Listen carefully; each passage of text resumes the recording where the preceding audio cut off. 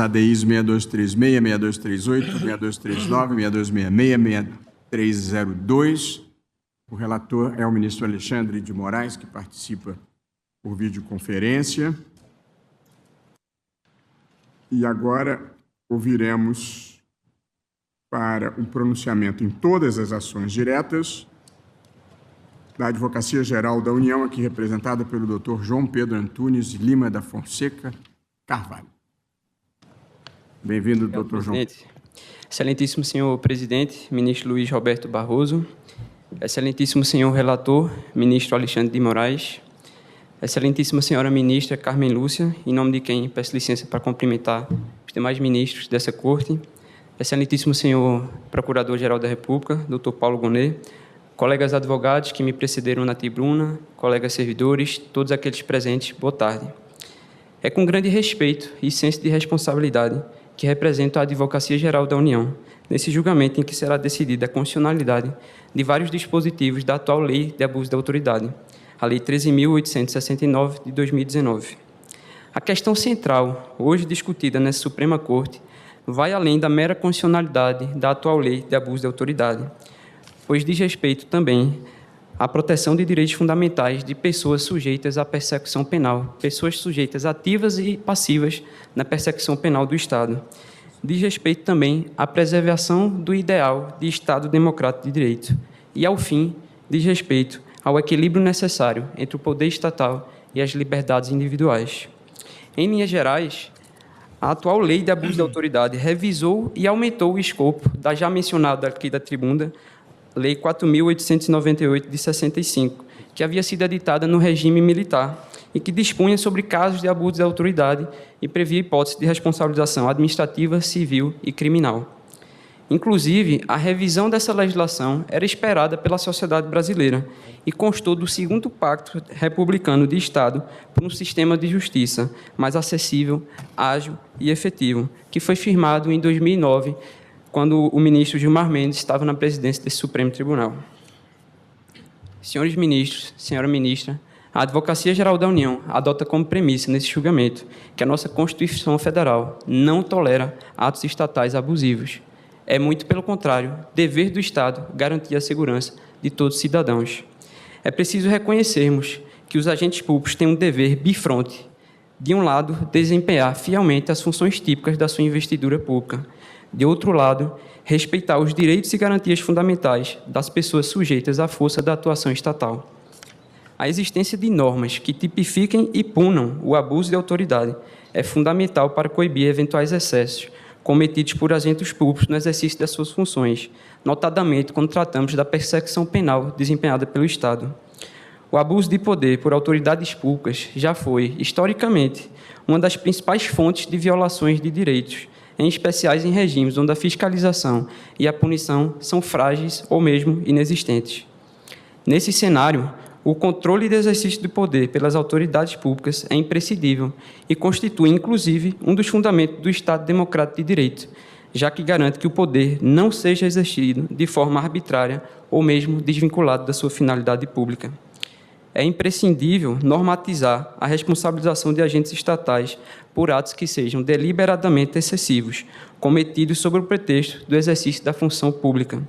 Trata-se de um imperativo de defesa das liberdades fundamentais de todos os cidadãos e também de defesa da própria dignidade dos poderes e deveres públicos. A previsão de tipos penais para os casos de abuso de autoridade por agentes públicos não é novidade no Brasil, como já foi mencionado nessa tribuna, tampouco é caso isolado no nosso mundo globalizado. No Brasil, tínhamos, como já foi mencionado, a Lei 4.898, de 1965, que tratava de uma maneira geral sobre a responsabilização por abuso de autoridade. Nessa legislação anterior, os tipos penais eram ainda mais abertos e não taxativos do que na legislação que está sendo aqui impugnada, porém nunca se questionou da sua constitucionalidade. No mundo, vários são os países de tradição democrática que prevêem na sua legislação criminal tipos penais específicos para prevenir e punir o abuso de autoridade. Na França, por exemplo, país que é berço da teoria do abuso de poder, o Código Penal dedica uma seção inteira para tipificar os abusos de autoridade cometidos contra particulares. Além da França, cito aqui a legislação de Portugal, Espanha, Argentina, Estados Unidos, todos com legislação criminal específica para punir os casos de abuso de autoridade. Logo, senhores ministros, temos que a lei de abuso de autoridade anda em linha com a nossa Constituição Federal, ao tipificar os excessos de poder praticados por autoridades públicas com a finalidade específica, sem que haja aqui um enfraquecimento ou mesmo a criminalização da atuação das instituições de Estado. Em perspectiva com a legislação anterior, a atual lei de abuso de autoridade trouxe duas inovações importantes que penso que devem ser consideradas na sua aplicação e também nesse julgamento. Em primeiro lugar, a necessidade de um dolo especial do agente público de prejudicar terceiro ou mesmo beneficiar a si próprio. Em segundo lugar, a previsão de tipos penais específicos e bem delineados que configuram os crimes de abuso de autoridade. Nesse ponto, o artigo 1º e seus parágrafos 1º e 2º da Lei de Abuso de Autoridade servem de vetor interpretativo não somente da aplicação dessa lei, mas também da sua compatibilidade material com a nossa Constituição Federal, uma vez que afastam qualquer risco de penalização de agentes públicos pelo mero exercício da sua função. Isso porque o parágrafo 1º do artigo 1º dessa lei exige que, para configurar o crime de abuso de autoridade, haja uma finalidade específica, um dolo especial, de prejudicar outrem ou beneficiar a si mesmo ou a terceiro, ou ainda que o agente público haja por mero capricho ou satisfação pessoal. Aqui abre um parênteses para dizer, inclusive, em oposição ao que defendeu a AJUF, que a prova desse dolo específico é quase uma prova diabólica, que uma pessoa que sofre abuso de autoridade terá que fazer da vontade específica do agente de beneficiar terceiro, beneficiar a si mesmo ou estar agindo sobre mero capricho ou satisfação pessoal. Então, entendemos que está descartada aqui a penalização até mesmo por dolo eventual do agente público. O parágrafo 2º, também do artigo 1º, estabelece que a divergência na interpretação da lei ou a avaliação dos fatos e provas não configura crime de abuso de autoridade, deixando claro que não se cria aqui o malfadado crime de hermenêutica. Mais uma vez, digo, não há risco de penalização de agentes públicos pelo mero exercício da sua função. Não há risco de ferir a independência, maior ou menor, de qualquer autoridade pública. Soma-se a isso ainda a constatação de que a atual lei de abuso de autoridade trouxe tipos penais específicos e bem delineados, em contraposição à legislação anterior, que continha tipos penais abertos e não taxativos, como já mencionado. Pensamos que a especificidade da atual lei opera em favor da proteção dos agentes públicos, e não há nenhuma dúvida disso. Compreendemos, então, senhores ministros, que os vetores interpretativos colocados no artigo 1º da Lei de Abuso de Autoridade, juntamente com a especificidade dos tipos penais previstos, repelem as alegações aqui colocadas de ofensas aos princípios da tipicidade dos delitos, da intervenção penal mínima e da segurança jurídica. Além disso, senhores ministros, senhora ministra, devemos considerar os fatores tempo e adaptabilidade social. Após mais de 5 anos da aplicação da Lei de Abuso de Autoridade, não verificamos um cenário de forte insegurança jurídica em desfavor das autoridades públicas que atuam no sistema de persecução penal. Muito pelo contrário, constatamos que as instituições de Estado continuam a desempenhar seus papéis com rigor, eficiência e segurança jurídica. E aqui faço referência também à fala do representante da AMB, que, questionado pelo ministro Flávio Dino, colocou que não existem registros de processos criminais com base na atual lei, ou que, se existem, são pouquíssimos, o que mostra que há, sim, segurança jurídica na aplicação dessa lei. Mas essas premissas gerais já seriam suficientes para apontar a compatibilidade material da Lei de Abuso de Autoridade com a nossa Constituição Federal.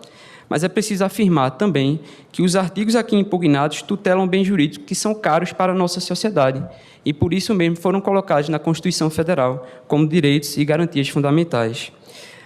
Não vou fazer aqui uma abordagem de todos os artigos, como mencionado por outros advogados, mas proponho uma análise segmentada da constitucionalidade a partir dos direitos e garantias fundamentais que são tutelados por essa lei de abuso de autoridade.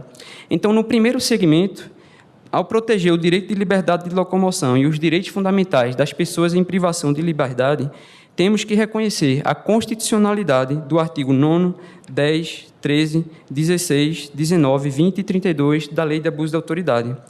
O artigo 19, por exemplo, traz a tutela do direito fundamental de petição de pessoas presas, prevista no artigo 5º, inciso 34 da nossa Constituição, e reforçado pelo Pacto de São José da Costa Rica, por meio de uma norma que serve de base ao atual modelo de audiência de custódia adotado pelo Brasil. Aqui, mais uma vez, não se cogita de criminalização da simples atuação, uma vez que é dever dos agentes de persecução penal garantir o direito de petição das pessoas em privação de liberdade. Há, sim, uma criminalização do impedimento ou do retardo, com um dolo específico à observância desse direito.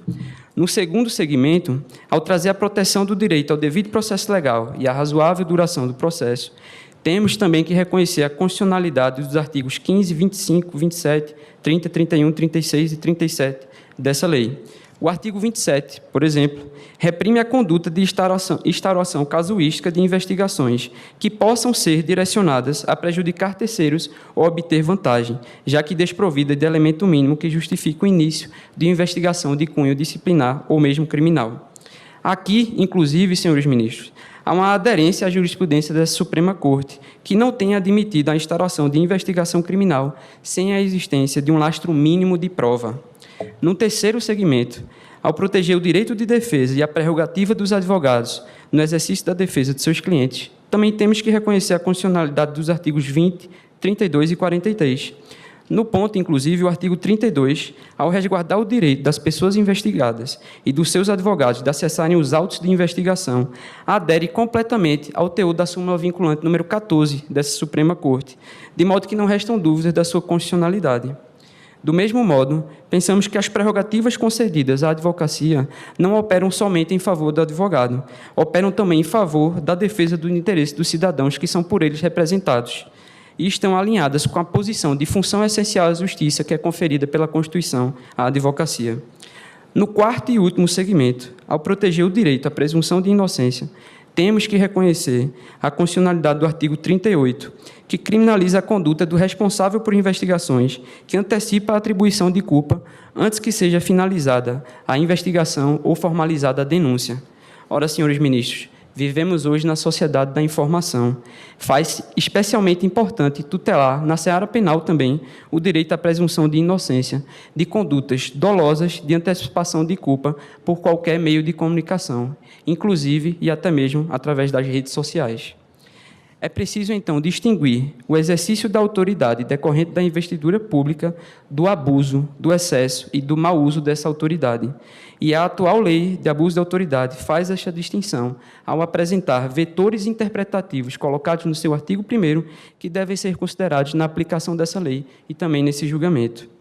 Reforço mais uma vez, somente haverá crime de abuso de autoridade se o agente público, seja ele qual for, agir com comprovado dolo específico de prejudicar outro e o beneficiar a si mesmo. Temos, então, que os dispositivos impugnados não implicam em insegurança jurídica, muito pelo contrário, tutelam na seara penal importantes direitos fundamentais. Já próximo de encerrar essa manifestação, gostaria de lembrar uma passagem escrita por João Guimarães Rosa, também citado pelo ministro relator na leitura do seu relatório, e que diz o seguinte, abre aspas, sertão é onde manda quem é forte, com astúcia. Deus mesmo, quando vier, que vem armado.